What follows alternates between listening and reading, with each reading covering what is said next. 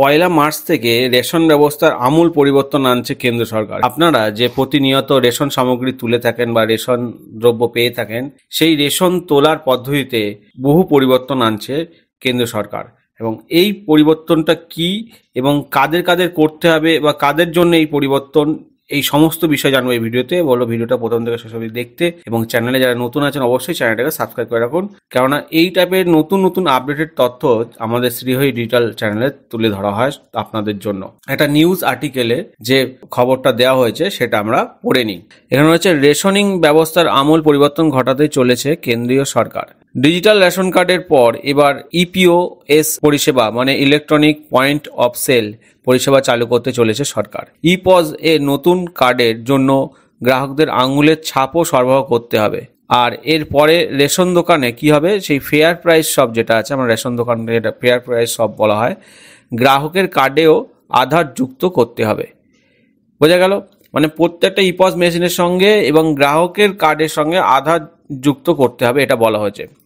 ইপজ মেশিনের উপভোক্তার আঙুলের ছাপ, যে ইপজ মেশিনটাই না, উপভোক্তার আঙুলের ছাপ আপলোড করে যখনই তিনি রেশন নিতে যাবেন তার পুরো হিসাব খাদ্য দপ্তরের অফিসে পৌঁছে যাবে। এর একটি সুবিধা হবে যে এখন রেশন কালোবাজারি হবে না।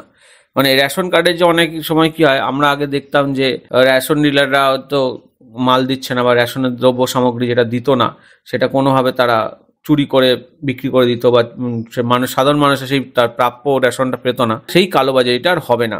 ইপজ মেশিনে ফিঙ্গারপ্রিন্ট আপলোড বাধ্যতামূলক করা হয়েছে।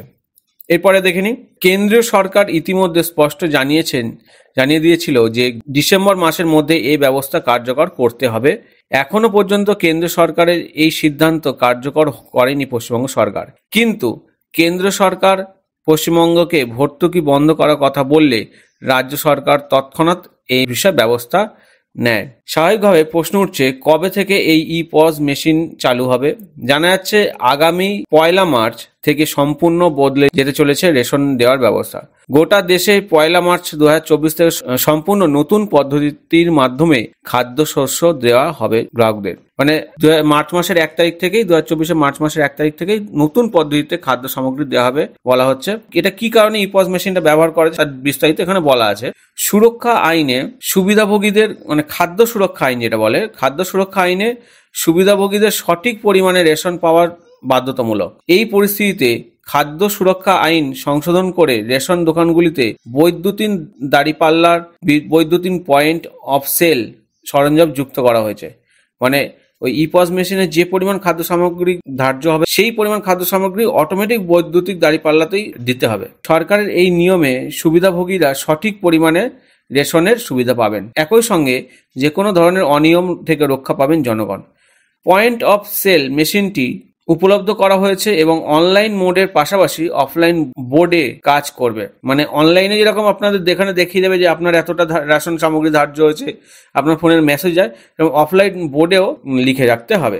আপনারা অবশ্যই কমেন্ট করে জানাবেন আপনাদের এরিয়ায় এই ইপজ মেশিনটা চালু হয়েছে কিনা, বা আগামী দিন যদি চালু হয় অবশ্যই কমেন্ট করে জানাবেন।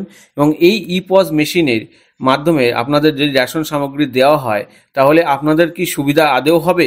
আপনাদের কি মতামত অবশ্যই সেটা কমেন্ট করে জানাবেন, এবং ভিডিওটা কোন জেলা থেকে দেখছেন অবশ্যই সেটাও কমেন্ট করে জানাবেন। আশা করি আপনাদের ভিডিওটা ভালো লেগেছে। ভিডিওটা ভালো লাগলে অবশ্যই ভিডিওটাকে লাইক করুন, চ্যানেলটাকে সাবস্ক্রাইব করুন। এটা অনেক তথ্য আসবে, পাশে থাকুন, সঙ্গে থাকুন, সবাই ভালো থাকুন, টাটা।